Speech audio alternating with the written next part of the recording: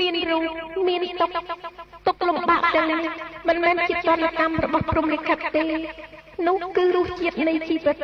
គ្រប់រូបមនុស្សសត្វទាំងអស់នៅលើលោកសន្និវាសយើងនេះកើត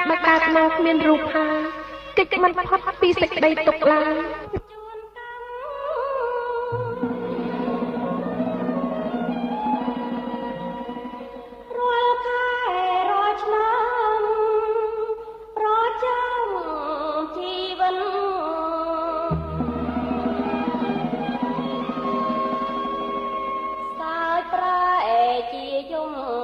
ព្រមលីខិន